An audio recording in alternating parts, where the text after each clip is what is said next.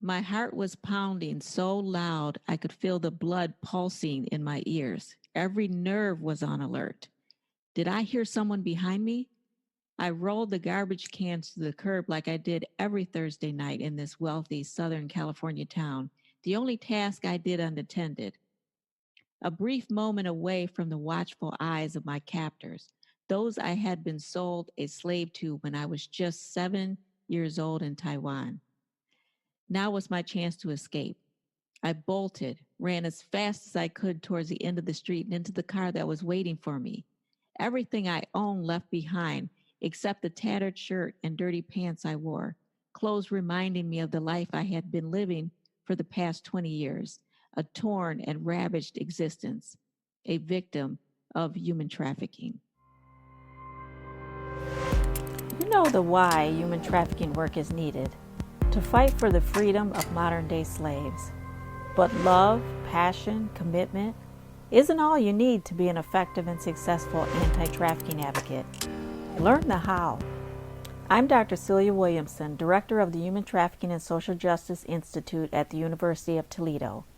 Welcome to the Emancipation Nation podcast, where I'll provide you with the latest and best methods, policy, and practice discussed by experienced experts in the field so that you can cut through the noise, save time, and be about the work of saving lives.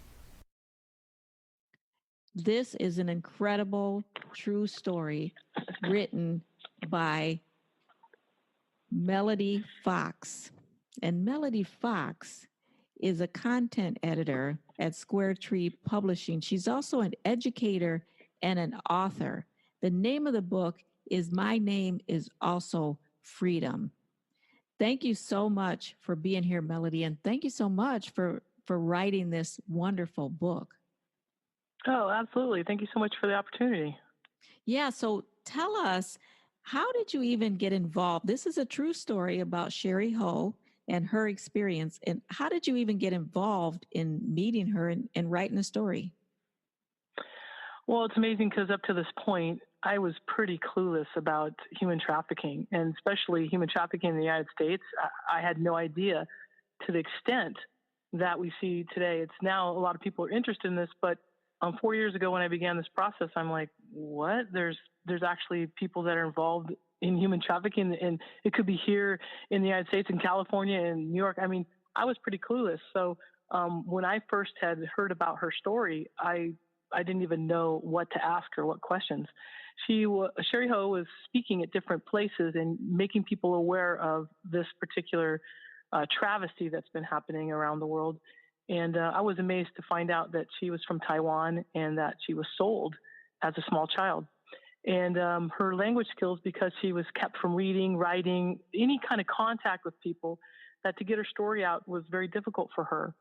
And after my publisher, Sherry Ward, had suggested that I get involved with helping her get her story out, I was just mesmerized by the things that she went through and just saddened that something like this could happen to her as a small child. And she was abused quite a bit in this whole process. And I would meet with her on a weekly basis, and I'd just turn on my digital recorder, and sometimes I'd ask questions. And to be honest, I didn't even know what questions to ask. I would just listen to her pour out her heart, and it would lead to questions like, oh, that happened? Well, tell me more about this, or tell me about that. And my eyes were opened. And from that moment on, I've got the opportunity to speak at a lot of different places, helping others to get their eyes open too. They may just be like me, we have no idea that these things are happening right under our nose. And what I found out recently is a lot of college students that are in class, especially because I work at a local college, are involved in human trafficking, and they have a phone, and the perpetrator might text them and say, hey, you need to come out here and blah, blah, blah, blah. And they're actually human trafficked. And at that point, I was just shocked that could be happening. And so to make others aware, just like I was made aware, is just a passion of mine as well. And this happened in like sunny Southern California, right? Absolutely. Yeah, it did. Right here. And so what is her story? Well, her story is she was raised, up to 7 years old, that is, in a very, very poor tribal village in Taiwan, in the mountains of Taiwan. And at this time, and I'm going to say it was around the 80s sometime, because Shari actually doesn't even know what year she was born. She has no idea what her original birthday was. That's how isolated she was from any kind of human events, as far as being treated in a human, compassionate way. So sometime in the 80s, and it was so poor that many times families would sell, and sometimes it was just temporary, like a contract for so many years, but they would sell their children to factories, to individuals, to anyone that they could in order to get money to survive. And it was a shock to find out that Shari's family, her father, sold her for what amounted to $310 in U.S. money. And she was sold to a very wealthy family that used her as a house slave. Thank God she wasn't sexually abused during this time, but she was 7 years old and had no idea that this was happening to her when her father drove her around. And he drove her around to many places in the village, to factories that they'd say, oh, she's too small. Oh, she can't do this. Oh, she can't do that. Until this one lady, like, well, I'll take a chance on you type of thing. And she became basically a slave in every sense of the word. She was meant to sleep on a ratted old blanket in a hallway or in a garage or wherever they could put her, crouch in a corner to eat her food, not allowed to even eat any of the food that was prepared for the family, but whatever was left over, whatever was spoiled, whatever was going to be thrown out, even to the point of a lock being put on the refrigerator so that she couldn't eat any food that they felt she was not worthy of. So this was a jaw-dropping story to me as I listened to these things unfold when Shari was talking to me about it. It was amazing. Oh my goodness. And so how long did she stay enslaved, and how did she get away? Well, she was a slave for about 20 years total. So it just had happened that this woman who owned her came to the United States through a series of events. She was getting older. Her family wanted to take care of her, and she had family in the States. So this family managed to fix it so that Shari was brought to the United States. And at this time, her name was Sharon.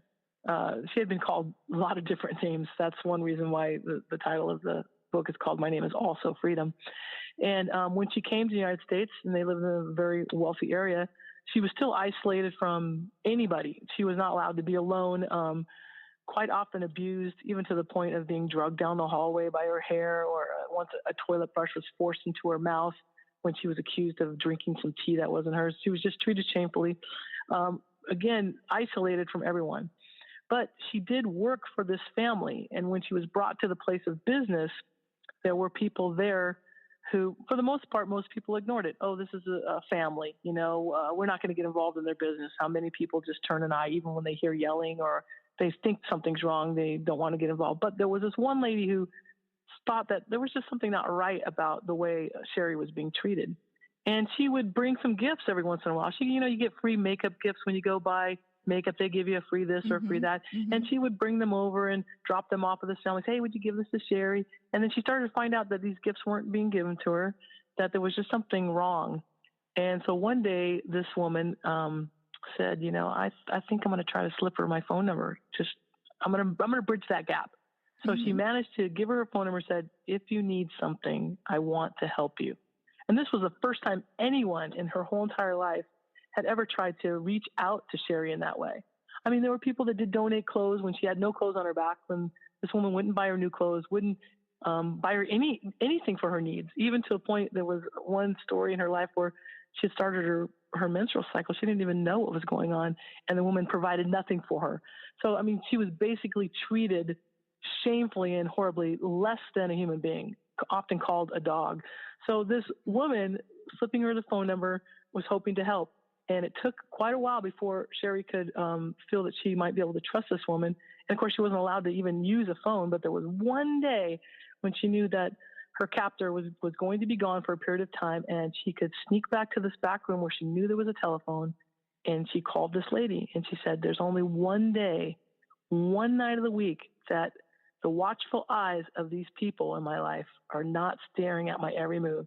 I take the trash cans out to the curb on this night and water the lawn. Is the only opportunity. So that's tomorrow night. If you can come, I'll be ready. Melanie, I'm going to stop you there because I think it's right at that point where we really need people to then get engrossed in the book and find out There you go. what exactly happens, because I think when you read this story, you'll just go in such detail, in such depth about this woman's life. And I want to do it justice, and I don't want you to tell the complete story here because I think there's going to be a lot of detail that will be lost. And I want people to pick up the book and find out what what happens in Shari's life, because the cover of the book, she looks absolutely beautiful. Is that her? That's Shari. Absolutely. That's her. Yeah, she looks amazing. And both of you are co-authors of this book. And I think that's incredible because you all are still friends today. Is that right? Yes. And you meet up occasionally. I think you guys do presentations you talked about. Yes, we do. Whenever we get the opportunity to speak, whether it's at a human trafficking awareness event, or churches, or any place that someone asks us to come speak, we'll come. We were at a Sophomores Club. It's Soroptimist. I'm not pronouncing that. Soroptimist Club. That's a tongue twister for me. Yeah. Soroptimist Club. Yeah. So we go to local clubs like that. We were at one recently, a luncheon, and we speak together, tag team together. So I help where there's any areas that, especially because of her language skills, are still, she's still learning English, still speaking, that I kind of help get the story out a little bit more or answer any questions that she may have difficulty with. Yeah.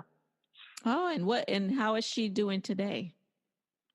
Oh, she's doing really well. I mean, she does struggle quite a bit with the past. So we limit how many times that we go out and speak together, because these memories will bring up a lot of anxiety, a lot of depression. So we choose them wisely, and we make sure that, is this okay with you? And there's certain things we do not talk about, or we don't have questions asked to her because of that. So she still is managing that recovery in her life. She is very successful owning her own child care business where she watches infants. And that was a lot of work for her to be able to go through that process of getting her license. And she loves children. She loves caring for children. So that's a really a dream come true in her life. But she hopes to continue on and speak more and write more books. So that's her goal. She's taking English courses and working hard on and moving ahead in her life. That's excellent. So she's still here in the U.S., is that right? Yes. And do you know if she goes to any trauma counseling or anything to address? Yes, she does. She is involved and has actually started some survivor groups. So yes, she's still currently working through with the survivor groups as being a leader and a participant. She still does have some counseling. Here again, she's involved in groups in her church that help her to work through those issues. So she has many different supports, to help her out. Yeah. Oh, that's good. And would she mind if you told us how old she is today? She's in her 40s. She wouldn't mind. She couldn't give you an exact age, only because that information was lost to her, and her birthdays were never celebrated.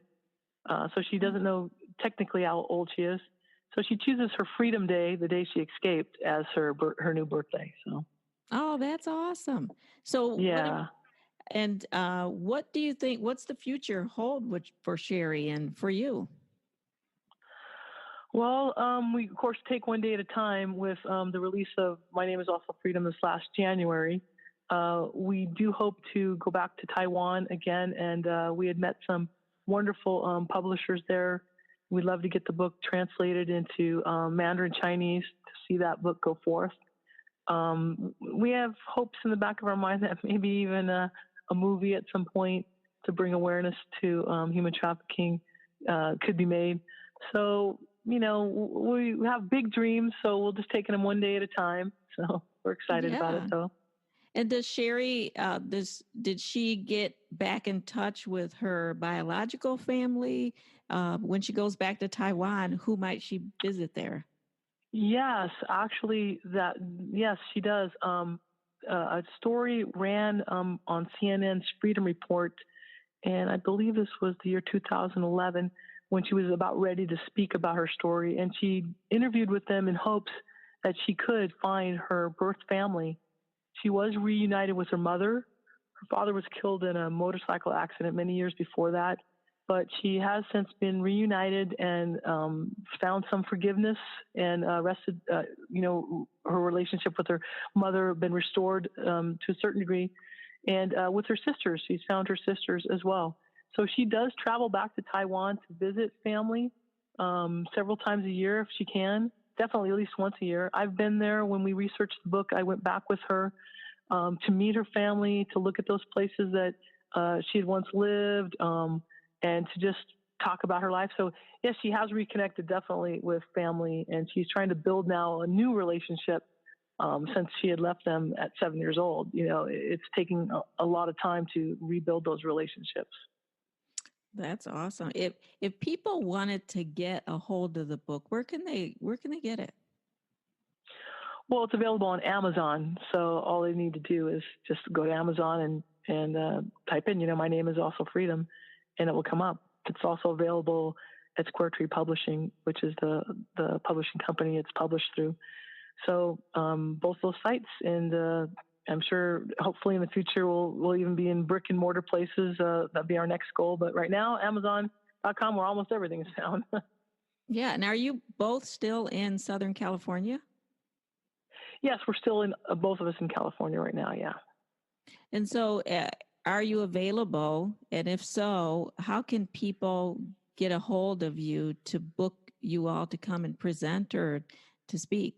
Oh, yes. Yes, if you go to squaretreepublishing.com, you can find all the information there to contact us through our publisher, Shari Ward. So that's Square Tree Publishing. And we'd definitely be available and love to get the message out, for people to be more aware of human trafficking. Well, Melody, thank you so much. Is there anything else that you would like the audience to know? I just want to say that sometimes this whole subject can be very overwhelming. I was overwhelmed when I was first introduced to it. But probably the main thing is if you see something that just doesn't look right, even if you have to risk being slightly embarrassed, I would just encourage people just to reach out, even if they just ask a question saying, hey, is everything okay? Are you all right? To just make that contact. And there is a human trafficking hotline number. It's available on our website, and you actually might be familiar with that, Cecilia. And, lots of times you can call anonymously if you really believe that there may be a situation. It could be someone next door if you suspect something. It's just don't just walk away saying, oh, well, I don't want to get involved, or that maybe it's just nothing. If you suspect something, to in some way reach out, because that's the only way, especially for Shari, that she was set free from her life, is someone decided to say, no, this isn't right. I'm going to reach out. I think that's wise advice. And the hotline number is 888-3737-888. And thank you so much, Melody, because of your willingness to take your time with Shari, to build a relationship, to build trust, to spend time, to meet for coffee, to meet to eat, to meet to discuss, to go all the way back to Taiwan, to really bring your warmth and walk very softly with her so that she's able to tell her story. And thank you for bringing your skills to bear so that you can make the book meaningful and gripping and really show the intent that I know that she wanted you to show in the book. So she brings the story, you bring the talent, and it's an amazing and wonderful book. So thank you so much for bringing that to the world. We all need to be educated and read this book. Oh, thank you so much. And I appreciate you reaching out to me so that we can just get this message out there. Thank you. In life, you have to decide whether the goal is worth the risk involved. And to Shari, her freedom was worth the risk involved. She chooses freedom every day and uses the day she escaped as her new birthday. What is it that you're trying to free yourself of? And when's your new birthday coming? Shari, you survived the abuse, and you'll survive the recovery. Sometimes we have to stop waiting for the light at the end of the tunnel. Sometimes we have to run down there and turn that light on ourselves. If you like this episode of Emancipation Nation, please subscribe and I'll send you the weekly podcast. Until then, the fight continues.